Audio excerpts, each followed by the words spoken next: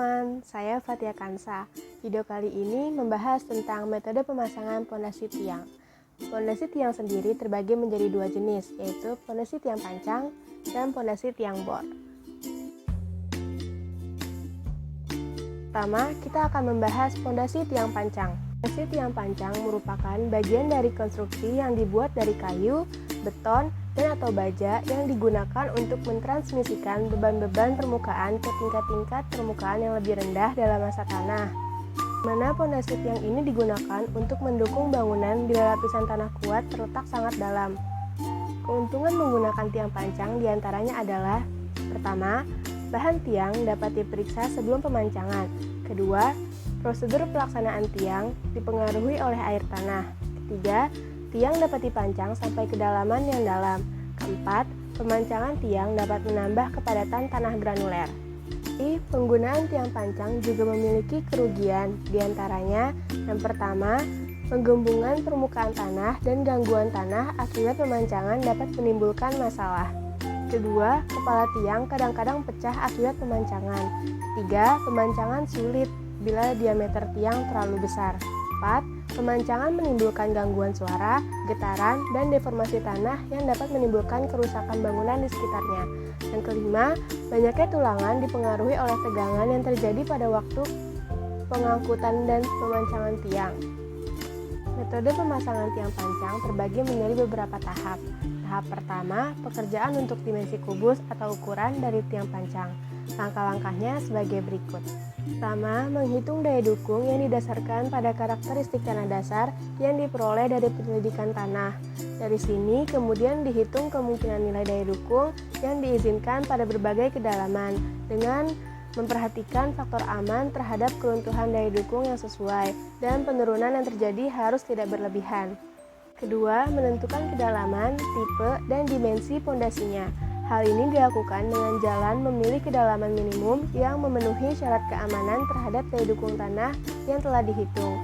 Kedalaman minimum harus diperhatikan terhadap erosi permukaan tanah, pengaruh perubahan iklim, dan perubahan kadar air. Bila tanah yang lebih besar daya dukungnya berada dekat dengan kedalaman minimum yang dibutuhkan tersebut, dipertimbangkan untuk meletakkan dasar pondasi yang sedikit lebih dalam yang daya dukung tanahnya lebih besar. Dengan peletakan dasar pondasi yang sedikit lebih dalam akan mengurangi dimensi pondasi, dengan demikian dapat menghemat biaya pembuatan plat betonnya. 3. Ukuran dan kedalaman pondasi yang ditentukan dari daya dukung diizinkan dipertimbangkan terhadap penurunan toleransi. Bila ternyata hasil hitungan daya dukung ultimate yang dibagi faktor aman mengakibatkan penurunan yang berlebihan, dimensi pondasi diubah sampai besar penurunan memenuhi syarat.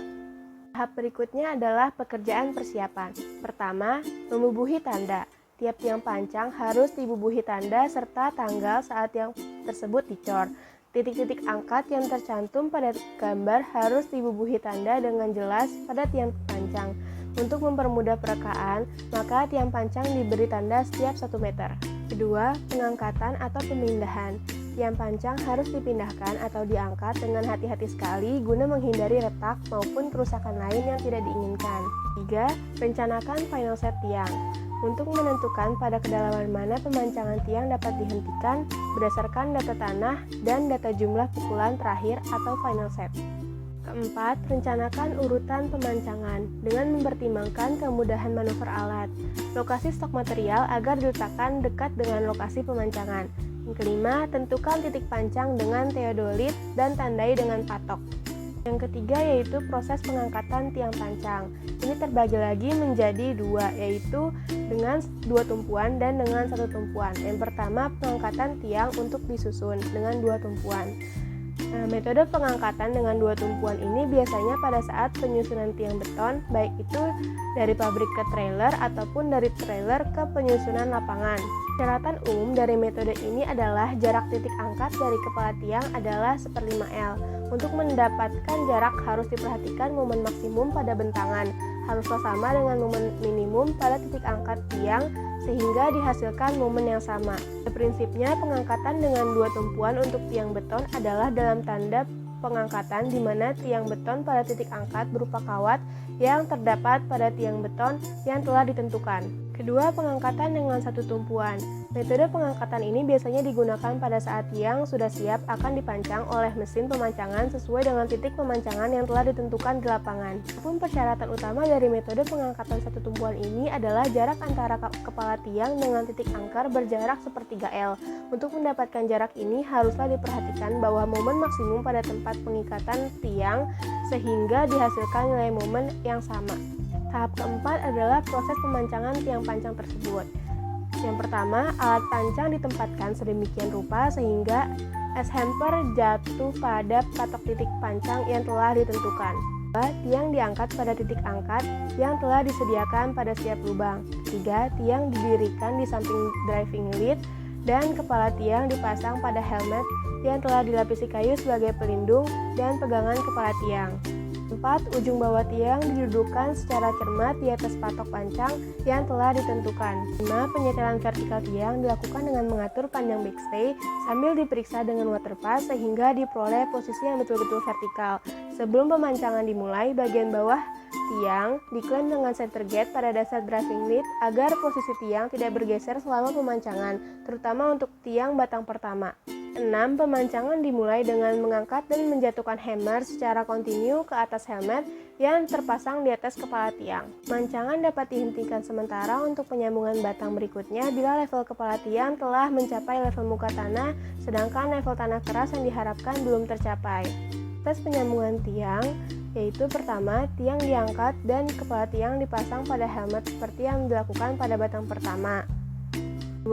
Ujung bawah tiang didudukkan di atas kepala tiang yang pertama sedemikian sehingga sisi-sisi pelat sambung kedua tiang telah berhimpit dan menempel menjadi satu. Ketiga, penyambungan sambungan las dilapisi dengan anti karat. Keempat, tempat sambungan las dilapisi dengan anti karat. Setelah penyambungan, pemancangan dapat dilanjutkan seperti yang dilakukan pada batang pertama. Penyambungan dapat diulangi sampai mencapai kedalaman tanah keras yang ditentukan. Pemancangan tiang dapat dihentikan bila ujung bawah tiang telah mencapai lapisan tanah keras atau final set yang ditentukan. Terakhir, pemotongan tiang pancang pada cut-off level yang telah ditentukan. Nah, sekarang kita akan membahas mengenai pondasi tiang bor. Board pile merupakan salah satu jenis pondasi dalam yang bisa dijadikan alternatif lain apabila dalam pelaksanaan pembuatan pondasi tidak memungkinkan untuk menggunakan pondasi tiang pancang atau spoon pile. Board pile adalah suatu pondasi yang dipasang dengan cara mengobor tanah dengan diameter tertentu hingga mencapai kedalaman yang sudah ditentukan. Kemudian tulangan baja yang telah dirakit dimasukkan ke dalam lubang bor tersebut dan dilanjutkan dengan pengisian agregat material beton ke dalam lubang. Pile digunakan apabila lokasi pekerjaan memiliki sifat tanah yang kokoh atau stabil sehingga mempunyai daya dukung besar dengan kedalaman kurang lebih 15 meter. Board pile ini sangat cocok dipakai apabila keadaan di sekitar lokasi sudah banyak berdiri bangunan-bangunan. Kelebihan pondasi board pile dalam konstruksi, yang pertama cocok digunakan untuk lokasi yang sempit karena board pile tunggal dapat digunakan pada pile cap atau tiang kelompok. Kedua, diameter dan kedalaman tiang dapat divariasikan sesuai dengan yang sudah ditentukan. Pondasi board pile dapat didirikan sebelum penyelesaian tahapan selanjutnya dan mempunyai ketahanan yang tinggi terhadap beban lateral. Keempat, meskipun saat pemasangan pondasi board pile menimbulkan getaran tanah, tidak akan mengakibatkan kerusakan pada bangunan yang ada di dekatnya. 5. Proses pemasangan pondasi board pile pada tanah lempung tidak akan membuat tiang bergeser ke samping dan juga tidak akan membuat tanah bergelombang. Keenam, dasar dari pondasi board pile dapat diperbesar yang akan memberikan ketahanan yang besar untuk gaya ke atas. 7. Permukaan di atas di mana dasar board pile didirikan dapat diperiksa secara langsung. Di samping kelebihan yang dimiliki oleh pondasi board pile juga memiliki kelemahan. Yang pertama, keadaan cuaca yang kurang mendukung dapat mempersulit pengeboran dan pengecoran. Kedua, kepadatan tanah pada saat pengeboran akan mengalami penurunan. Apabila lokasi pengeboran berupa tanah berpasir atau tanah berkerikil, maka gunakanlah bentonit sebagai penahan longsor. 3. Pengecoran beton sulit dilakukan apabila dipengaruhi air tanah. Karena mutu beton tidak dapat dikontrol dengan baik, maka dapat diatasi dengan cara ujung pipa tremi berjarak 25-50 cm dari dasar lubang pondasi. Selain itu, air yang mengalir ke dalam lubang bor dapat mengakibatkan gangguan tanah sehingga mengurangi kapasitas dukung tanah terhadap tiang. Yang keempat, pembesaran ujung bawah tiang tidak dapat dilakukan untuk tanah berpasir. 5. Dapat menimbulkan tanah runtuh atau ground loss, maka diperlukan pemasangan casing untuk mencegah kelongsoran. 6. Walaupun penetrasi dengan menggunakan pondasi board pile mampu mencapai kedalaman yang telah ditentukan, kadang-kadang yang terjadi adalah tiang pendukung kurang sempurna karena adanya lumpur yang tertimbun di dasar. Oleh karena itu, dibutuhkan pemasangan pipel paralon pada tulangan board pile untuk pekerjaan base grouting.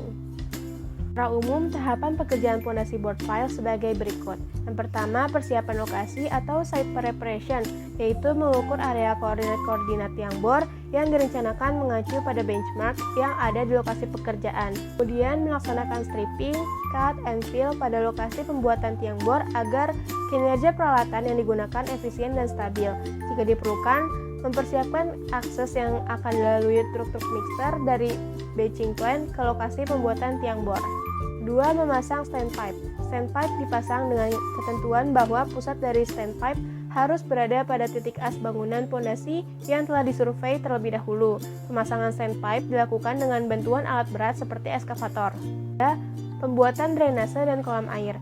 Kolam air berfungsi untuk penampungan air bersih yang akan digunakan untuk pekerjaan pengeboran sekaligus untuk tempat penampungan air bercampur lumpur hasil dari pengeboran. Dan kolam air berkisar 3 meter x 3 meter x 2,5 meter dan drainase penghubung dari kolam ke standpipe berukuran 1,2 meter dengan kedalaman 0,7 meter tergantung kondisi di lapangan. Jarak kolam air tidak boleh terlalu dekat dengan lubang pengeboran sehingga lumpur dalam air hasil pengeboran mengendap dulu sebelum airnya mengalir kembali ke lubang pengeboran. 4. Setting mesin bor. 5. Proses pengeboran atau drilling work. 6. Instalasi tulangan dan pipa tremie atau steel cage and tremie pipe installation. 7. Pengecoran material beton atau concreting. 8. Penutupan kembali atau backfilling. Itu dia penjelasan mengenai metode pemasangan pondasi tiang. Saya rasa sudah cukup. Jika ada kesalahan dari penjelasan saya minta maaf. Sampai bertemu di video selanjutnya. Bye-bye.